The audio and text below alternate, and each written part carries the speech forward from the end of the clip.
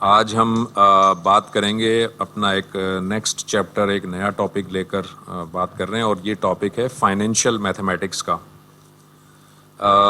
Financial mathematics में हम पढ़ेंगे इंटरेस्ट से मुतालिक चीज़ें, interest, compound interest, simple interest, loan, annuities, इस तरह की चीज़ें इस चैप्टर में हम पढ़ेंगे। तो सबसे पहले एक बेसिक सा कॉन्सेप्ट मैं आपको इंटरेस्ट का समझाता हूँ। इंटरेस्ट का मतलब जिसको उर्दू में हम सूद कहते हैं, इंग्लिश में हम उसको इंटरेस्ट कहते हैं। तो इसका पहले एक कॉन्सेप्ट समझ लेते हैं कि ये इंटरेस्ट बेसिकली होता क्या है। देखें, आपके सामने जो है वो एक पिक्चर है यहाँ पर। इसमें ये बंदा है लेंडर और ये बंदा है बोरोवर, यानी ये बंदा कोई चीज़ दे रहा है लोन के तौर पर, और ये बंदा वो है जो लोन लेता है। फ़र्ज़ कर लेते हैं हम। अब मैं आपके सामने यहाँ 4 केसेस रखे हैं। आप जानते हैं कि अगर कोई शख्स गाड़ी लेता है लोन पर, किराए पर, जैसे रेंट अ कार वाले होते हैं ना, वहाँ से अगर आप गाड़ी ले लें, तो फ़र्ज़ करें कि ये बंदा गाड़ी अगर ले किराए पर 1 महीने के लिए सपोज़, तो अब उस 1 महीने के बाद, यानी ये गाड़ी उसने चलाई 1 महीने तक, फिर आफ्टर सम टाइम का मतलब after some time, after 1 month, ये बंदा इस गाड़ी को रिटर्न भी करेगा और इसके साथ साथ कुछ पैसे भी देगा। इस पैसे को हम रेंट कहते हैं, क्योंकि इसने गाड़ी इस्तेमाल की तो गाड़ी का इसने रेंट दिया। तो अब 2 बातें याद रख लें। पहले इसने गाड़ी इस्तेमाल की, फिर जब वो टाइम कंप्लीट हुआ, सम टाइम का मतलब जब भी टाइम कंप्लीट हुआ, तो इसको ये गाड़ी भी वापस करनी पड़ी और उसके साथ एक एडिशनल अमाउंट भी देनी पड़ी। उस एडिशनल अमाउंट को मैं रेंट कह रहा हूँ। इसी तरह अगर एक शख्स घर ले रहा है किराए पर, तो वो किराए की जब मुद्दत ख़त्म हो जाएगी तो उस शख्स को ये घर भी वापस करना पड़ेगा और उसके साथ कुछ अमाउंट भी देनी पड़ेगी, जिसको कि हम रेंट कहते हैं। इस तरह आपने मुख्तलिफ, आपके घर में कोई तकरीब होती है तो आप डेकोरेशन से कुर्सियाँ मंगवाते हैं, कोई चादर मंगवाते हैं, कोई प्लेटें मंगवाते हैं। तो जब वो टाइम कंप्लीट हो जाता है तो आप वो चीज़ें वापस भी करते हैं, प्लस कुछ अमाउंट देते हैं, और वो अमाउंट कहलाती है रेंट। तो ये सारी चीज़ें आप देखें कि आपने इस्तेमाल की और आपने उसके एडिशनल अमाउंट दी, और इस अमाउंट को हम रेंट कहते हैं। लेकिन कभी कभार हम बैंक से कुछ पैसे लेते हैं इस्तेमाल करने के लिए। गाड़ी नहीं ले रहे, घर नहीं ले रहे, कोई फर्नीचर नहीं ले रहे, बल्कि हम डायरेक्ट पैसे ले रहे हैं। तो अब उस पैसों को जब हम इस्तेमाल करेंगे और आफ्टर सम टाइम जब हम वो पैसे वापस करने जाएंगे, तो इस पैसों के वापस करने के बाद भी कुछ एडिशनल अमाउंट देनी पड़ती है। मगर अब मैं इस एडिशनल अमाउंट को इसकी तरह रेंट नहीं कहूँगा, इसको मैं इंटरेस्ट कहूँगा। ये है इंटरेस्ट। तो अगर ये पूरी डायग्राम को सामने रखें तो हमें पता ये चलता है कि जब भी कोई कमोडिटी ली जाती है, उस कमोडिटी को जब यूज़ किया जाता है, तो उसको यूज़ करने के बाद जब रिटर्न करते हैं तो जो एडिशनल अमाउंट देते हैं वो तो रेंट कहलाता है। लेकिन अगर हम कमोडिटी ना लें बल्कि मनी लें, फाइनेंस, पैसा ही लें, मनी को अगर हम लें और उसको अगर हम यूटिलाइज करें, तो आफ्टर सम टाइम उस मनी के एडिशन में भी कुछ मनी देनी पड़ेगी। अब वो मनी इंटरेस्ट नहीं रेंट नहीं कहलाएगी, बल्कि उसको इंटरेस्ट कहेंगे। तो इंटरेस्ट दरअसल क्या है कि अमाउंट को या पैसे को यूटिलाइज करने का एक तरह से रेंट है, मगर इसको रेंट नहीं कहेंगे, इसको कहेंगे हम इंटरेस्ट। ये है बेसिक स्ट्रक्चर इंटरेस्ट का। अब आप जब आगे की अगली क्लासेस में जाएंगे तो मज़ीद इसको और डिटेल से भी पढ़ेंगे आप इंटरेस्ट के, इंटरेस्ट क्या होता है। लेकिन फ़िलहाल मैंने आपको एक कॉन्सेप्ट इंटरेस्ट का ये बताया है। अब हम आते हैं कुछ प्रैक्टिकल चीज़ों की तरफ। अब देखें, सबसे पहले ये जो यहाँ पे क्वेश्चन लिखा हुआ है, इसको अभी फ़िलहाल इग्नोर कर दें। पहले ज़रा इस बेसिक चीज़ों को ज़रा समझ लें, फिर मैं क्वेश्चन की तरफ आता हूँ। अब हम इस चैप्टर में, जो फाइनेंशियल मैथमेटिक्स का चैप्टर है, इसमें जब हम आगे चलेंगे तो हम 3-4 वेरिएबल्स हैं जिनको पहले समझना ज़रूरी है, उस पर हम पहले बात कर लेते हैं। सबसे पहले है कैपिटल पी। कैपिटल पी को हम कहते हैं प्रिंसिपल अमाउंट। प्रिंसिपल अमाउंट वो अमाउंट होती है जो हम जब कर्ज देंगे या कर्ज लेंगे तो जो अमाउंट दी जाएगी, जैसे कि यहाँ पर ये वाली जो अमाउंट है, ये वाली अमाउंट ये लोन के तौर पे दी गई थी, तो ये अमाउंट कहलाएगी प्रिंसिपल अमाउंट। ठीक है, तो प्रिंसिपल अमाउंट वो अमाउंट है जो कर्ज के तौर पर दी जाएगी या कर्ज के तौर पर ली जाएगी। इसके बाद एक वेरिएबल होगा स्मॉल आर। स्मॉल आर होगा इंटरेस्ट रेट पर ईयर, यानी किस हिसाब से इंटरेस्ट चार्ज करेंगे आप, वो पर ईयर लिखा जाएगा। ठीक है, और ये आमतौर पे आर जो है वो परसेंटेज में होता है, स्मॉल आर। इसके अलावा एक और वेरिएबल हम इस्तेमाल करेंगे, ये है स्मॉल टी। स्मॉल टी होगा नंबर ऑफ ईयर, यानी ईयर की क्वांटिटी, ईयर की तादाद। इसके बाद एक होगा कैपिटल आई। कैपिटल आई है इंटरेस्ट अमाउंट, यानी टोटल पैसे कितने बनेंगे इंटरेस्ट के तौर पर। और एक है कैपिटल एस, यानी अकुमुलेटेड अमाउंट, यानी कि कंप्लीट अमाउंट। इसकी मैं मिसाल एक तरह से समझाता हूं आपको कि फ़र्ज़ कर लेते हैं हम कि हमारे पास सपोज़ करें कि एक बंदा है जिसने 1 लाख रुपए का लोन लिया, तो वो जो 1 लाख रुपए हैं वो तो बन गया कैपिटल पी। अब मैं कहता हूं कि ये 1 लाख रुपए का जो लोन है इस पे मैं 5% इंटरेस्ट लूँगा पर ईयर, तो ये जो 5% आया, 5, ये हुआ स्मॉल आर।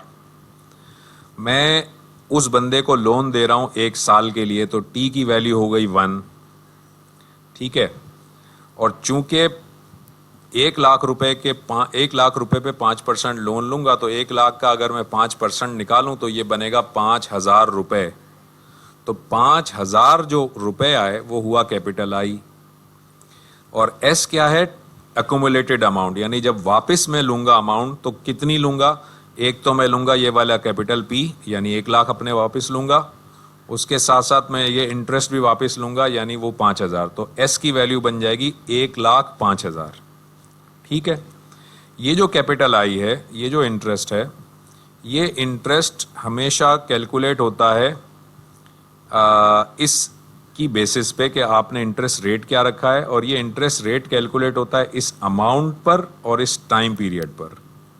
यानी जितनी ज़्यादा अमाउंट होगी उतना इंटरेस्ट ज़्यादा बनेगा, जितनी कम अमाउंट होगी उतना कम बनेगा, जितना टाइम ज़्यादा होगा उतना ज़्यादा इंटरेस्ट बनेगा। तो इसलिए जो कैपिटल आई होता है ना, इसकी वैल्यू होती है P into R into T. जैसे मैंने अभी आपको जो एग्जांपल दी कि मेरा जो है, मैंने 1 लाख रुपए का मैंने कहा कि मैंने लोन लिया, तो कैपिटल P की वैल्यू बनी 1 लाख रुपए। मैंने कहा कि R जो है वो 5% है, तो R की वैल्यू बनी 0.05।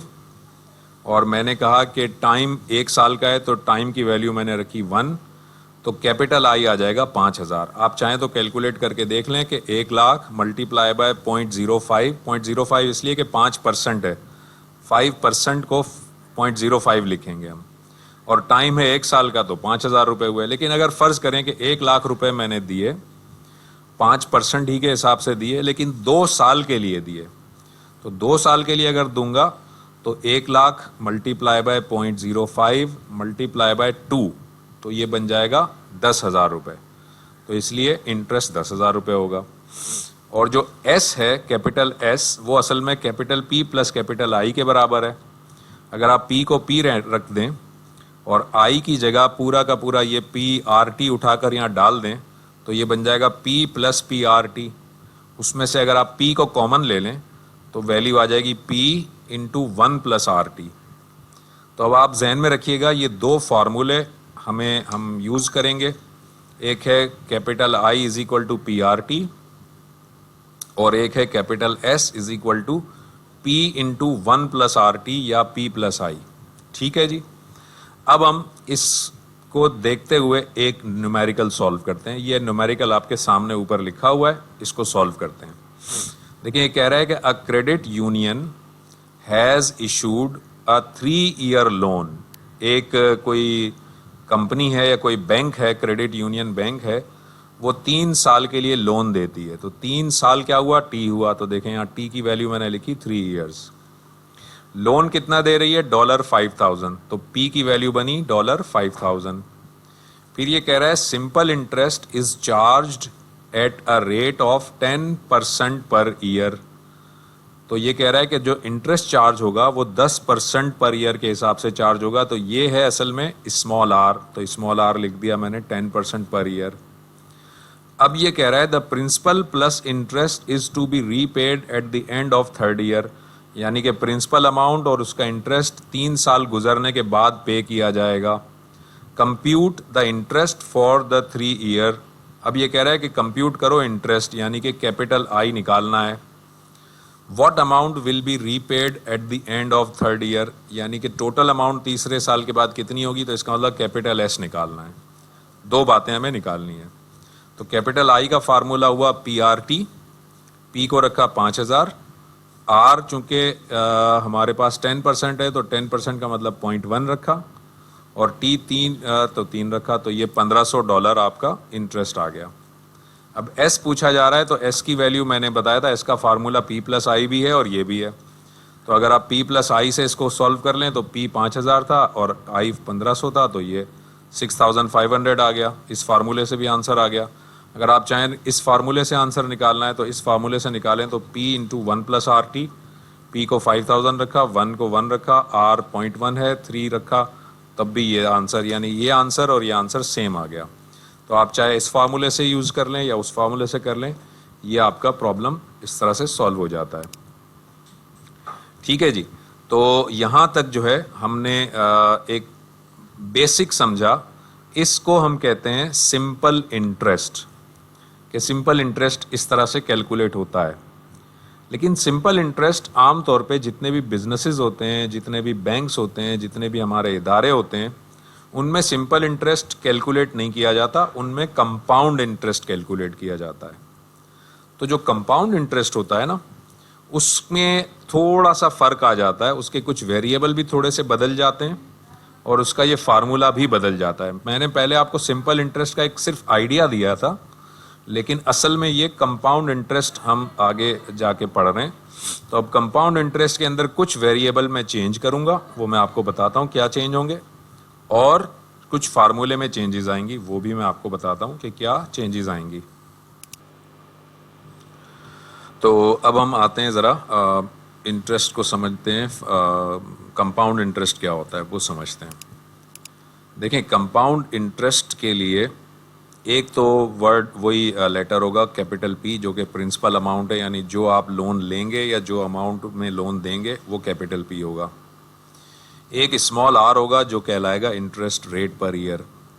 एक स्मॉल t होगा जो कहलाएगा नंबर ऑफ ईयर।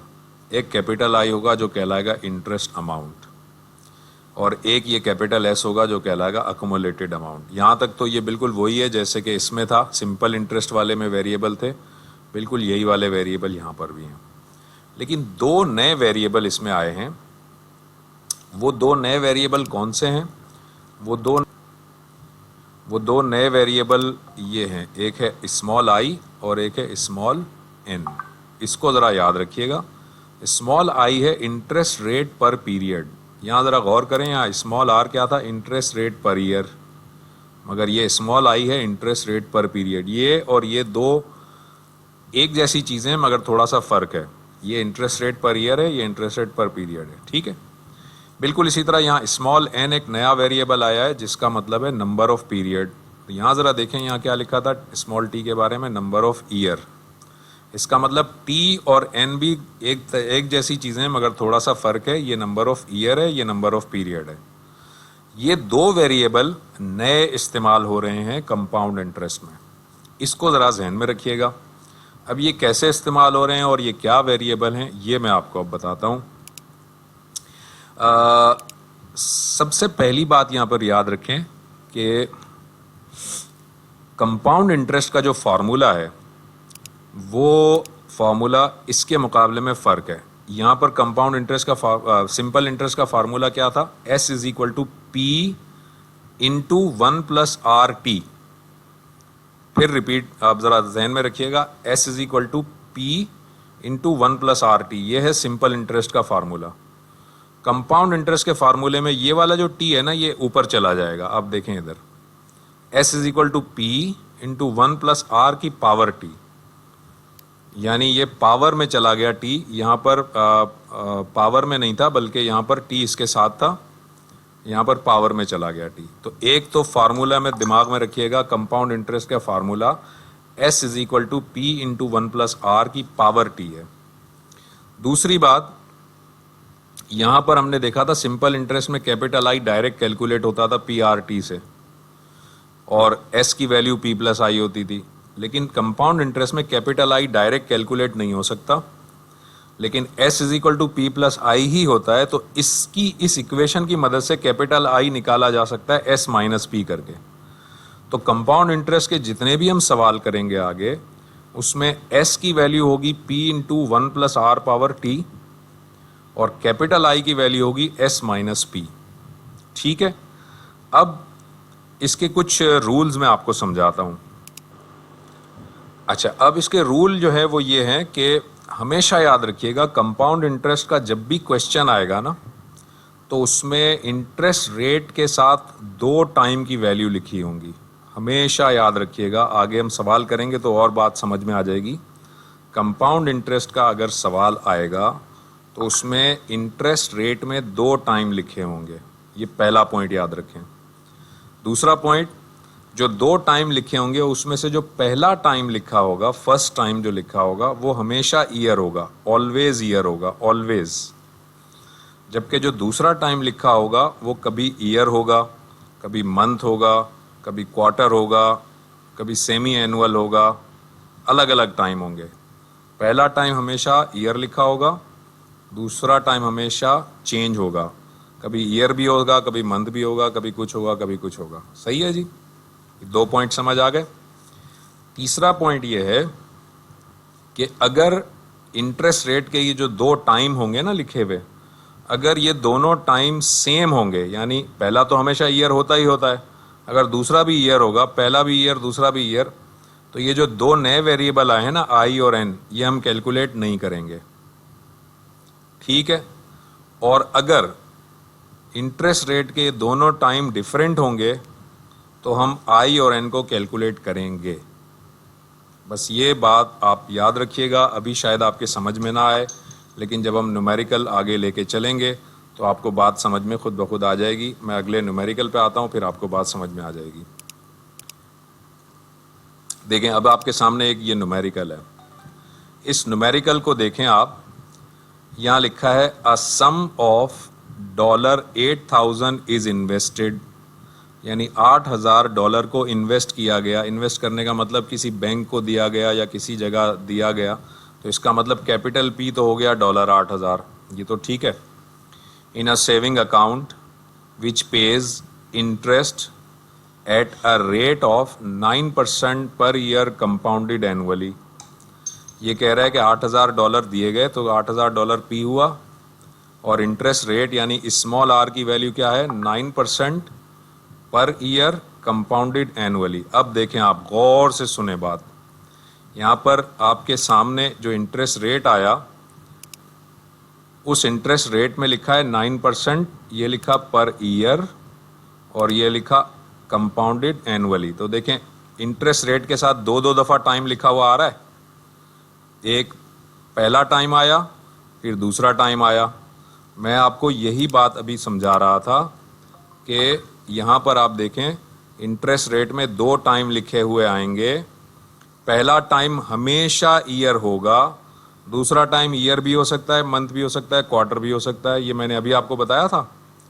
तो अब आप यहाँ देखें, यहाँ लिखा हुआ है 9% पर ईयर कंपाउंडेड एनुअली। तो कंपाउंड इंटरेस्ट के सवाल में हमेशा इंटरेस्ट रेट के अंदर डबल टाइम लिखा हुआ होगा, 2 दफ़ा लिखा होगा। और दूसरी बात यह है कि कंपाउंड इंटरेस्ट के सवाल में ये कंपाउंडेड का वर्ड भी लिखा होगा। ठीक है, तो एक तो ये कि टाइम 2 दफ़ा लिखा होगा, और एक कंपाउंडेड का वर्ड भी लिखा होगा। सही है भाई?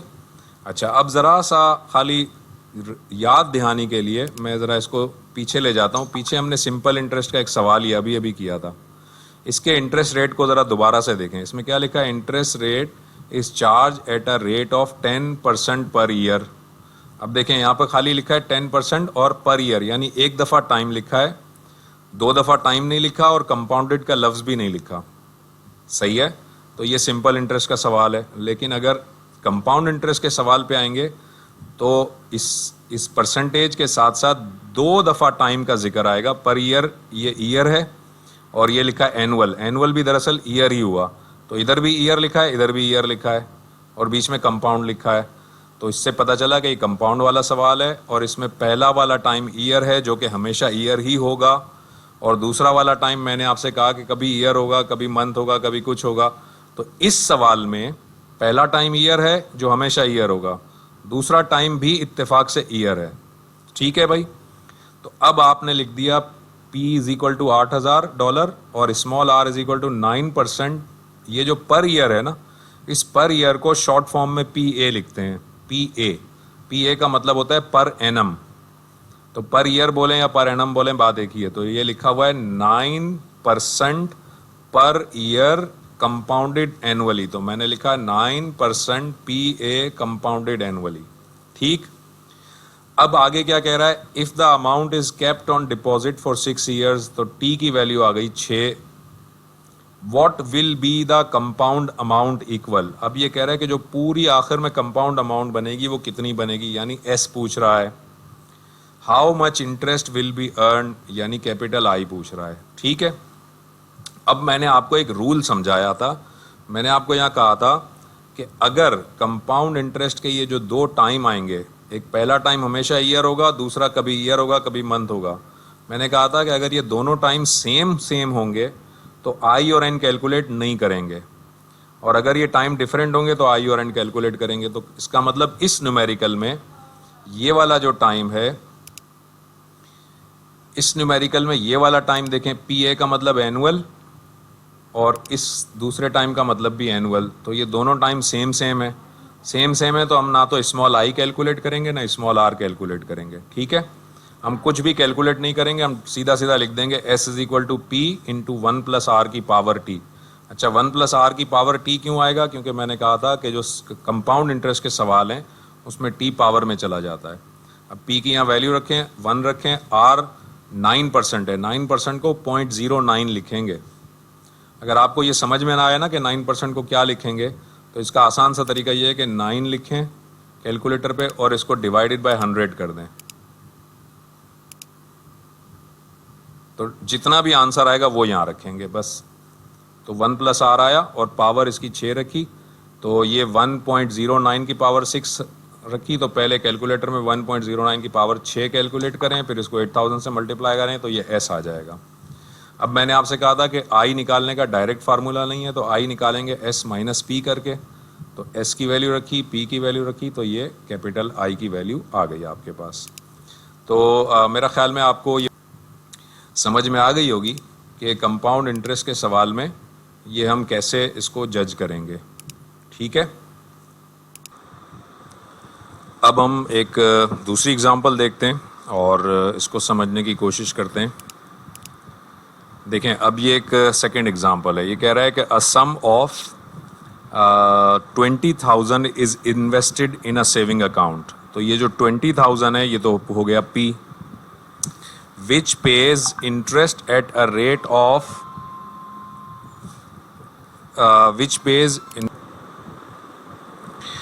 interest rate of 8% per year compounded annually। अब यहाँ पर भी आप एक चीज़ नोट, वो ये कि ये इंटरेस्ट रेट भी देखें, लिखा है 8% पर ईयर, ये पहला टाइम, फिर लिखा है कंपाउंडेड, फिर लिखा है एनुअली, ये दूसरा टाइम। तो मैंने आपको कहा था कंपाउंड इंटरेस्ट के सवाल में हमेशा इंटरेस्ट रेट के साथ डबल टाइम लिखा होगा। 2 टाइम लिखे होंगे, ये 2 टाइम लिखे हुए हैं। पहला टाइम हमेशा ईयर लिखा होगा, ये ईयर लिखा हुआ है। दूसरा टाइम हमेशा ईयर नहीं होगा, कभी ईयर होगा, कभी मंथ होगा, कभी कुछ होगा, लेकिन इत्तेफाक से यहाँ पर भी ईयर लिखा है। फिर मैंने ये भी बताया था कि जब दोनों टाइम एक जैसे हों तो ना I निकालेंगे ना N निकालेंगे। तो अब आप इस न्यूमेरिकल को चेक करें, ये P दिया हुआ है, ये 8 जो दिया हुआ है ये स्मॉल r दिया हुआ है, इसके बाद यहाँ पर ये 10 ईयर्स लिखा हुआ है, ये टाइम दिया हुआ है। उसके बाद इसने कहा है कि कंपाउंड अमाउंट कितनी आएगी, यानी S निकालना है, और उसके बाद इसने कहा है कि I इंटरेस्ट निकालना है, तो I है। तो आप सिंपली वही पीछे वाला जो अभी आपने फार्मूला देखा था वो फार्मूला आप लगाएंगे, S निकालेंगे, फिर उससे I कैलकुलेट कर लेंगे। ये आपके पास एक सेकंड न्यूमेरिकल आ गया बिल्कुल इसी स्टाइल का, ठीक है। अब हम ज़रा आगे चलते हैं और मज़ीद एक प्रॉब्लम देखते हैं। अब देखें यहाँ पर मैं आपके सामने हूँ। अब एक प्रॉब्लम आया है, a company invest $500,000 in a money market. तो $500,000 हुआ P, which is expected to yield interest at a rate of 10% per year compounded quarterly। तो यहाँ पर आप देखें, यहाँ पर इंटरेस्ट रेट के अंदर आया पर ईयर और यहाँ आया क्वार्टरली, ठीक है। यानी दो टाइम तो आए लेकिन दोनों टाइम एक दूसरे से डिफरेंट है, एक ईयर है और एक क्वार्टर है। तो सबसे पहले तो मैं R लिख लूँगा 10% पर ईयर कंपाउंडेड क्वार्टरली। अब ये कह रहा है if the interest rate projections are valid to what amount should the $5,000 grow. यानी ये $5,000 जो आपने जमा कराए हैं ये कितना ग्रो करेगा, यानी S निकालना है ओवर नेक्स्ट 10 ईयर, यानी 10 साल में निकालना है। फिर how much interest will be earn, यानी कैपिटल I निकालना है, ठीक है। अब आपको मैंने कहा था कि जब ये वाला टाइम और ये वाला टाइम डिफरेंट होगा तो हम स्मॉल I और स्मॉल r कैलकुलेट करेंगे। तो कैसे करेंगे वो मैं आपको बताता हूँ। सबसे पहले आप यहाँ पर एक लॉजिक को समझें। लॉजिक ये है, ये कह रहा है कि जो R है ना, स्मॉल r, वो असल में 10% पर ईयर है, 10% पर ईयर है, लेकिन हो रहा है क्वार्टरली। तो अगर एक साल में 10% है तो एक क्वार्टर में कितना होगा, तो हम देखेंगे कि साल में टोटल 4 क्वार्टर होते हैं। ये मैं फिर से रिपीट कर रहा हूँ, ये ज़रा मुश्किल है इसलिए इसमें टाइम ज़्यादा लग रहा है।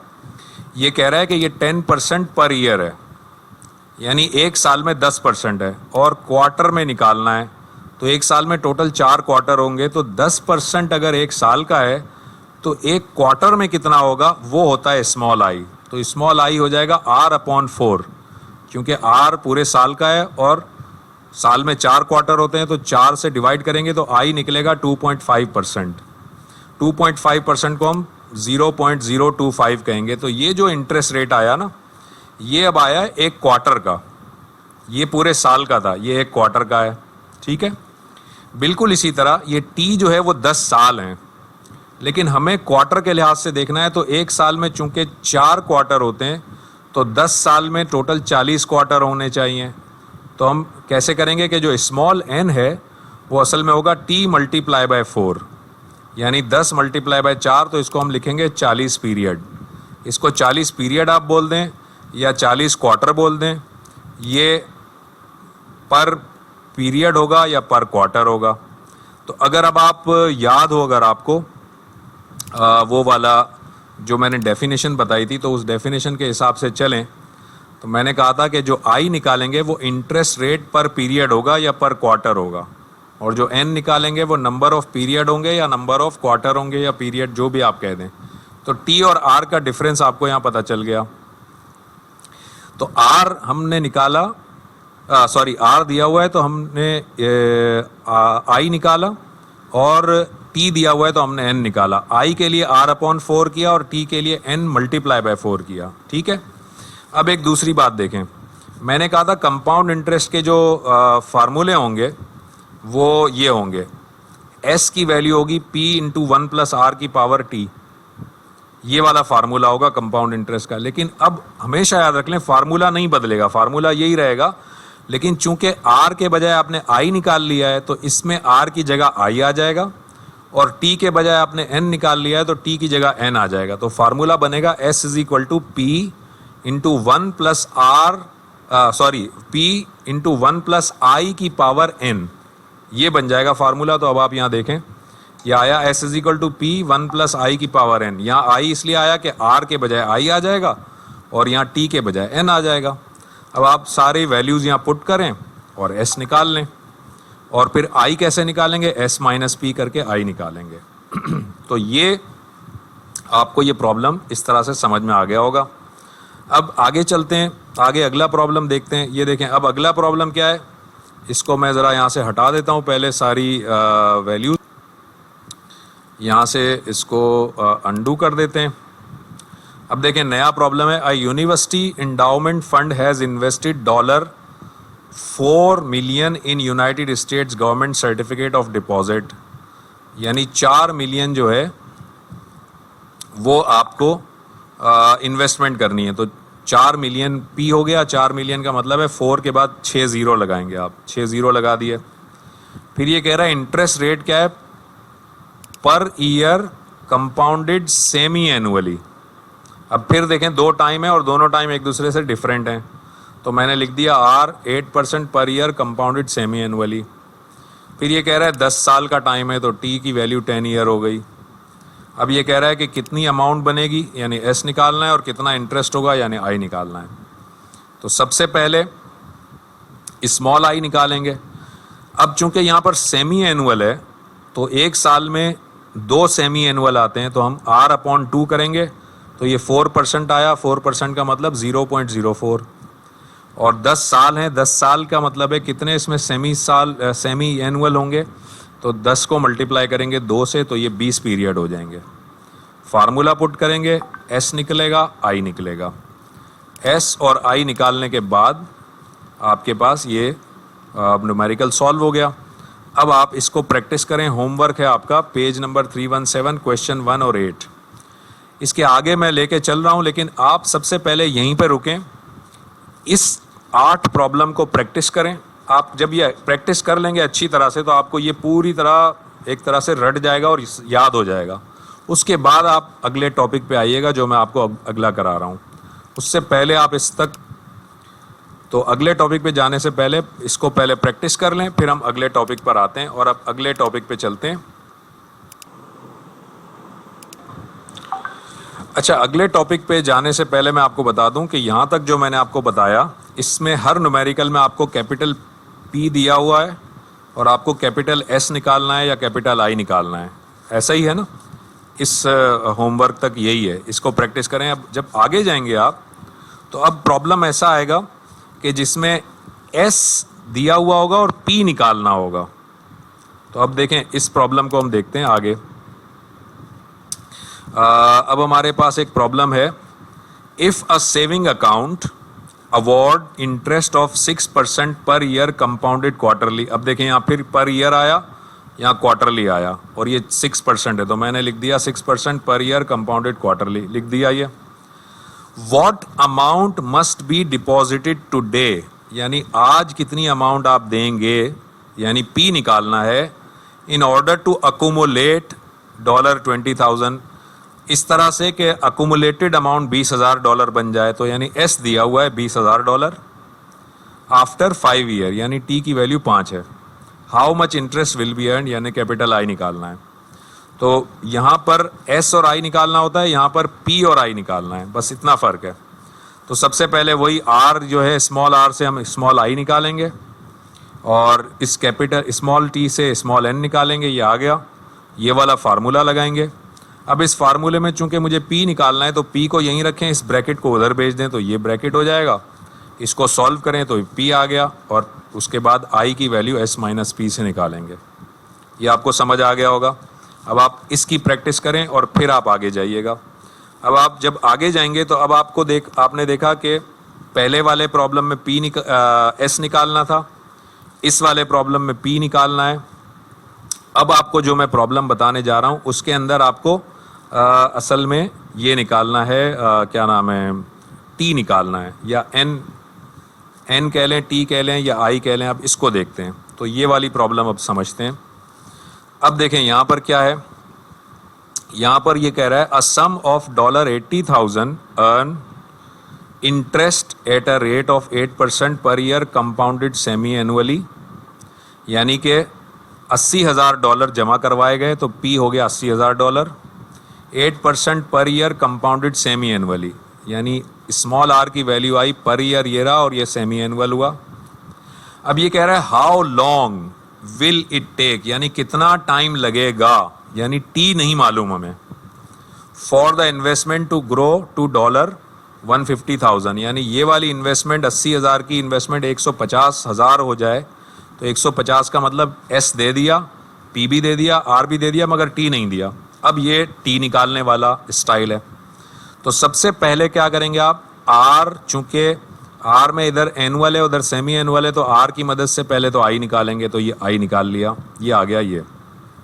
फिर आपको पता है कि T की मदद से स्मॉल n निकालते हैं, और स्मॉल n का फार्मूला क्या होता है, t मल्टीप्लाई बाय 2, क्योंकि ये r अपॉन 2 है तो ये t मल्टीप्लाई बाय 2 होगा। लेकिन चूंकि t गिवन नहीं है तो n भी नहीं निकल सकता, लेकिन ये फार्मूला तो है ना, ये तो पता है आपको। अब आप ये फार्मूला लगाएंगे s is equal to P 1 plus I की पावर n। इसमें s भी रख देंगे, p भी रख देंगे, 1 भी रख देंगे, i भी रख देंगे, मगर n पता ही नहीं है। तो अब यहाँ तक आप आ गए, फिर इस ब्रैकेट को यहीं रखें, इस 80,000 को उधर ले जाएं, 80,000 उधर आ गया तो ये ब्रैकेट सॉल्व होकर यहाँ तक आ गया।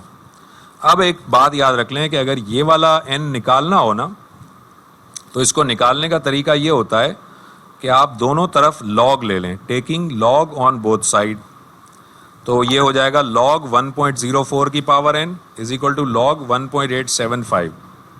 अब log की एक प्रॉपर्टी याद रखिएगा। log की प्रॉपर्टी क्या है कि ये जो जब भी किसी चीज़ का log लें और उसकी पावर भी हो तो ये पावर शुरू में आ जाती है और log इस नंबर का हो जाता है। तो ये n की वैल्यू इधर आ गई और log इसे ये वाला आ गया, इज इक्वल टू ये आ गया।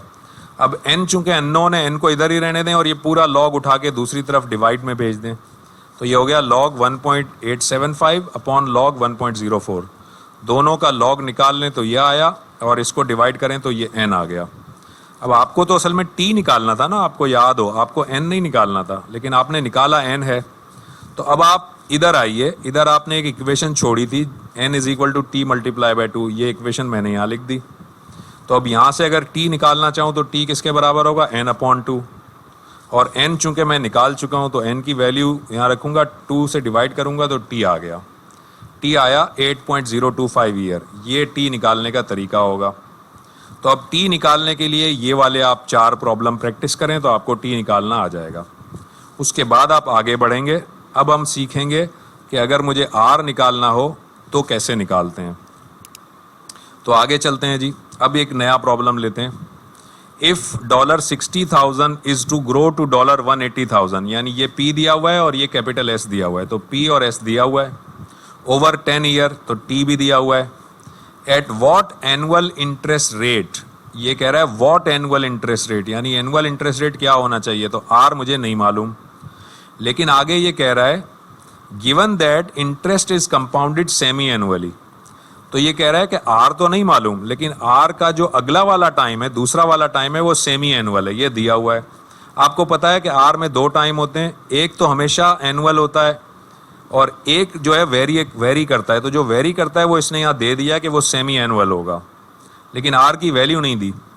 तो अब हमें चूंकि सेमी एनुअल तो पता चल गया, तो हम I की वैल्यू लेंगे R अपॉन 2, लेकिन R पता नहीं है तो कुछ भी नहीं निकलेगा, बस इक्वेशन यहीं पे छोड़ दें।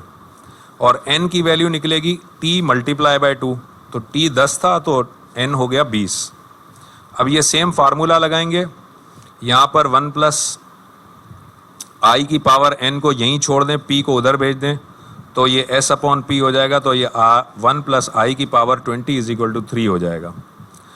अब इसको सॉल्व करने का तरीका क्या होगा, इसको सॉल्व करने के लिए लॉग ना लें आप, बल्कि आपको पहले मैं यहाँ समझाता हूँ वो ले लें। अगर ऐसी सिचुएशन आ जाए तो 1 प्लस आई के ऊपर जो भी पावर लगी हो, अगर यहाँ से पावर हटानी हो ना, तो दूसरी तरफ 1 अपॉन करके यही वाली पावर लगा दें। यानी 1 प्लस आई की पावर 20 अगर है तो ये खाली 1 प्लस आई हो जाएगा और 3 की पावर 1 अपॉन 20 हो जाएगा, यानी ये 20 इधर जाकर 1 अपॉन 20 बन जाएगा। तो ये 1 प्लस आई हो जाएगा, 3 की पावर 1 अपॉन 20 निकालें तो ये आ जाएगा। इस 1 को उधर भेज दें तो आई की वैल्यू ये आ गई। अब चूंकि आई आपको पता चल गया, लेकिन आपको निकालना R था, आई नहीं निकालना।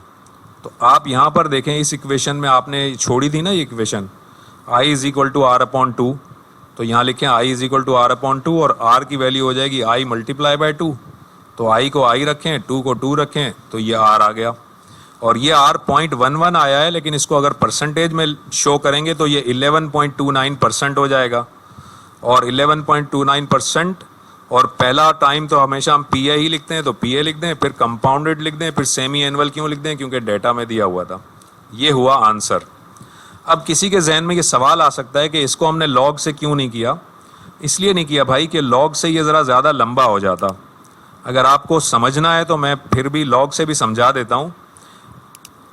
ये देखें, लॉग से लंबा क्यों हो जाएगा कि अगर आप यहाँ के बाद आप डायरेक्ट लॉग से करते ना, तो इसको मैं यहाँ ले जाता हूँ। ये देखें इधर, अगर मैं इसके बाद कहता taking log on both side, तो taking log on both side में लॉग इधर ले लिया, इधर भी ले लिया। अब लॉग की प्रॉपर्टी है कि ये पावर इधर आ जाएगी, तो ये पावर इधर आ गई, तो ये हुआ 20 log 1 + i log 3। अब जाहिर है ये 1 + i, तो हमें i तो पता ही नहीं है, तो ये वाला मसला सॉल्व होगा नहीं, तो इस 20 को पहले इधर भेजें, तो ये log 1 + i log 3 upon this आया, तो log 1 + i इसके बराबर आ जाएगा। अभी भी आप इस i को तो सॉल्व कर नहीं सकेंगे, तो आपको taking anti log on both side लेना पड़ेगा। जब आप anti log on both side लेंगे तो ये लॉग और एंटी लॉग कट जाएगा, तो यहाँ सिर्फ 1 + i बचेगा, और इसका एंटी लॉग पूरे का ले लेंगे तो ये आंसर आएगा। और ये जो आंसर आया आपके पास, अगर आप गौर करें कि आप इस मेथड से जब कर रहे थे तो ये आंसर यहीं पर निकल आया था, इधर ये रहा निकला हुआ है आंसर, सेम आंसर है। तो ये आंसर लाने के लिए यहाँ पर इस मेथड से करेंगे तो 2 स्टेप में आंसर आ जाएगा, और अगर आप लॉग से करेंगे तो ये इतने सारे स्टेप के बाद ये आंसर आएगा। बहरहाल आंसर इधर आ जाएगा, अगर उसके बाद आप ये पूरा सॉल्व करेंगे तो यहाँ तक आंसर आएगा। तो आपके पास जो भी प्रॉब्लम आया, अब इसकी प्रैक्टिस आप ये कर लें। तो मैंने आपको 4 किस्म के मेथड समझा दिए, 5 किस्म के। पहले मैंने आपको सिंपल इंटरेस्ट समझाया, फिर मैंने कंपाउंड इंटरेस्ट में एस निकालना बताया, फिर मैंने आपको कंपाउंड इंटरेस्ट में पी निकालना समझाया, फिर मैंने आपको कंपाउंड इंटरेस्ट में टी निकालना समझाया, फिर मैंने आपको कंपाउंड इंटरेस्ट में आर निकालना समझाया। यहाँ तक हम इस लेक्चर को कंप्लीट करते हैं। यहाँ तक आप अच्छी तरह प्रैक्टिस करें। अगली क्लास में इसकी फाइनेंशियल मैथमेटिक्स की कुछ और चीज़ें आपके सामने मैं रखूँगा। अगली क्लास तक के लिए थैंक यू वेरी मच। खुदा हाफिज़।